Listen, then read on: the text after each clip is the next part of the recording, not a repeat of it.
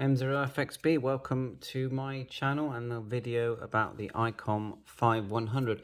So I've had this 5100 for a long time, a few years now, and it's such a good radio, as is the 7100, but this is the VHF UHF D-Star model with GPS and the Bluetooth module fitted, and it's just such an excellent radio and really keeps up with the new radios that are coming out, like the 705 and the 9700. No, you don't have the color screen, but you don't have the color screen price. Now you can buy these second hand in the UK for around £400 or a bit less, and they just work so well. So right now we've got it in dual receive mode. If we turn up the B band,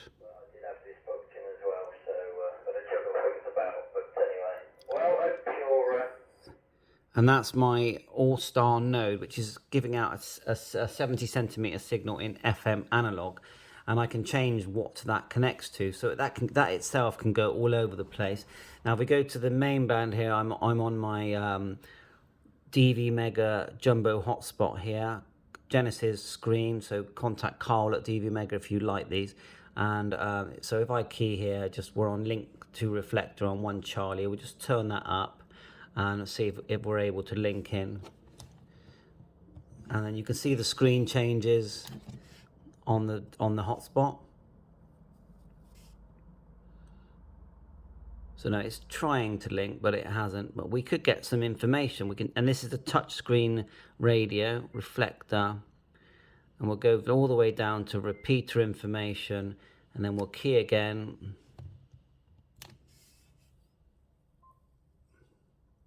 Linking to REF001 Charlie. There you are, and it's trying to link. So, and we're in DR mode. Now to come out of DR mode, we just tap here.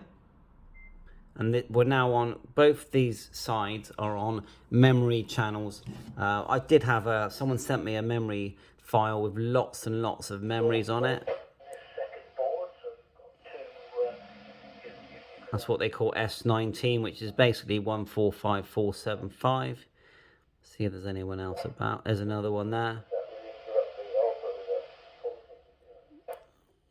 Extensive memory channels. Look, all the DCS here. Right, so we can also go to, let's get it right, to Vfo mode. So tap the F, tap it again, F1, look, Vfo. So now we're in Vfo, we can change the frequency, we can tap the screen, like so. We can change the steps there. We're on 25k, we can change it to 5, so look, when it changes now. Tap this side, we can change bands, we can go to 2 meters if we want. We're in DV mode, tap the screen, FM, tap the screen, FMN, look, FM, like so. Now we can have a single screen just by holding down the main button. And now we're in single mode, which is very nice. This also has Bluetooth in it. Let's just see if we can quickly find the Bluetooth menu. We'll go menu here.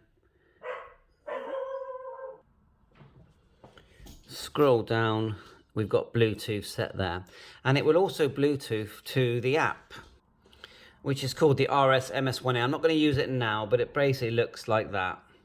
And with that app, you can send photographs, messages. You can control the whole radio. You have they've put a bit of color on the app. So it's just a nice addition, and you've got a built-in SD card here for programming. Let's go back, sounds. Let's tap the others one. Information, clone, screen calibration and reset. So it's been a while since I've delved into this unit. Scan functions. Memory right there. Let's go F1. DTMF TX, so I can show you that working. So we'll just go DTMF. I programmed in HubNet, you hit that. And there it's pre-programmed. GPS here, GPS info. Now I've got it on manual GPS, but if you turn on the GPS, all this will populate as well.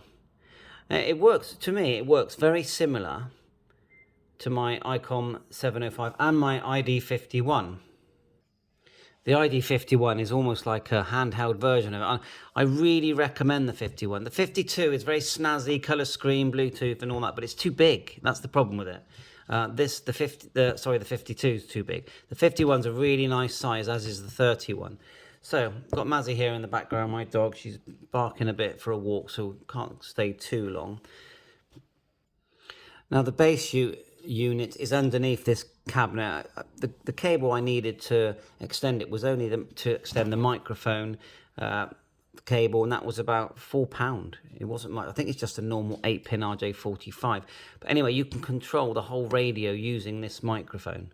So that's another quite handy feature as well. And firmware updates are very easy on this. And DR mode is excellent. Get DR mode on.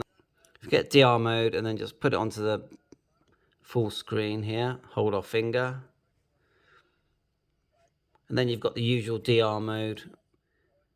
Cosine connection, reflector, repeater information, go back. Yeah, use reflector, link to reflector, unlink, echo test, we could try that. M0 FXB, mic 0 FXB, echo test.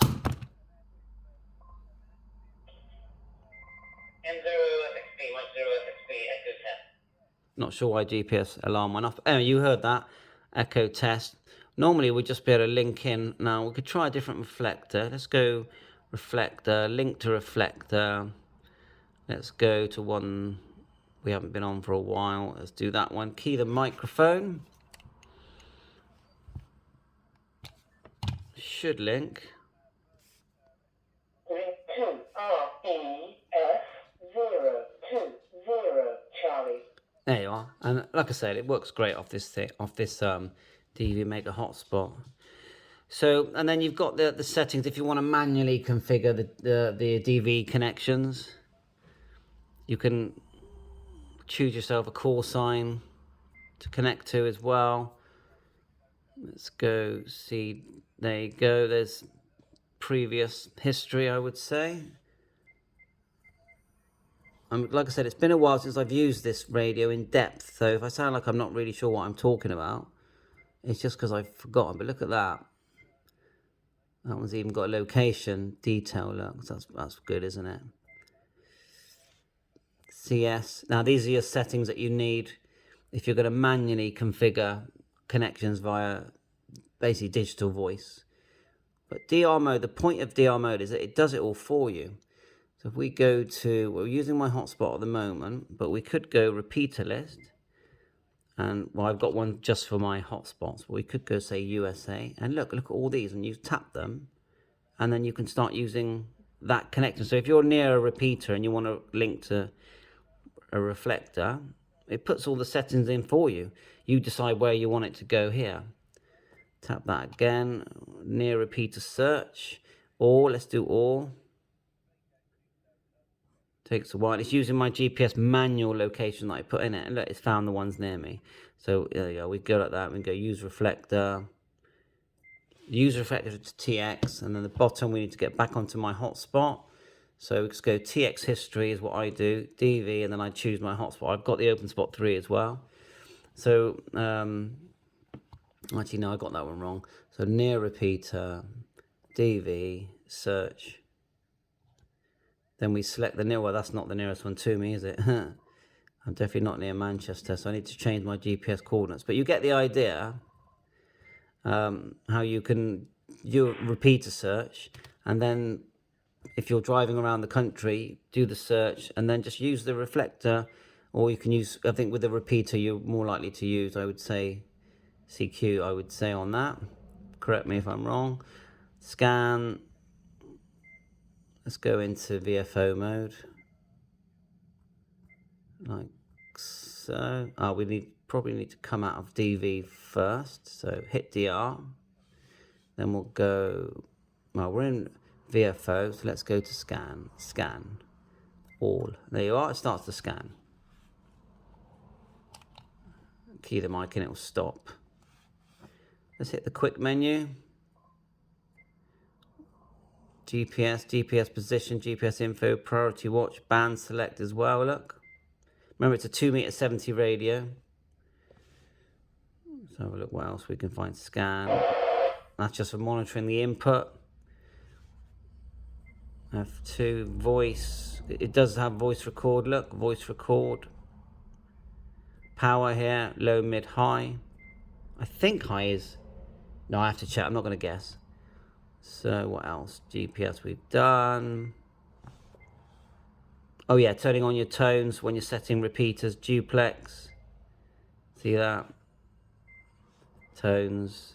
I think hold your finger on. Got to remember now. Do we hold it here for this, for the frequency? Tone on, off. Record. Scope. It does have a scope, but it's like that. This scope that you're seeing is actually in. I mean, obviously there's no activity there. Is actually in the 52, believe it or not.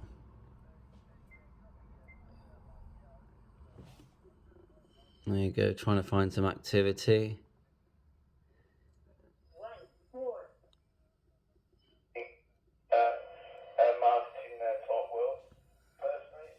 So there's some activity. Let's do the scope again if it lets us. There you go. Whee! We have a scope.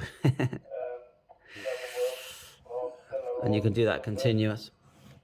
So I thought I'd show you just the ICOM ID-5100. I think it's an amazing set. If you can get one for under 400 quid, you're going to be very, very happy with it. And it's a keeper. It's, you know, put it in the car, put it in the shack, put it anywhere you like. It just works great. You've got separate controls for the frequency here and here, volume, squelch, obviously touch screen, touch buttons here, extensive menus.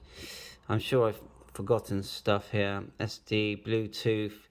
I just think it was, when it was made, it was ahead of its time, as is the 7100, which is the HF, VHF, UHF, jack-in-the-box type radio, which really is one of the best ones that was ever made. Shame, no, it would have been a real bonus to see a colour screen. But colour screen, you know, it's nice to have, but the problem is they're using it as a way of really charging silly money for...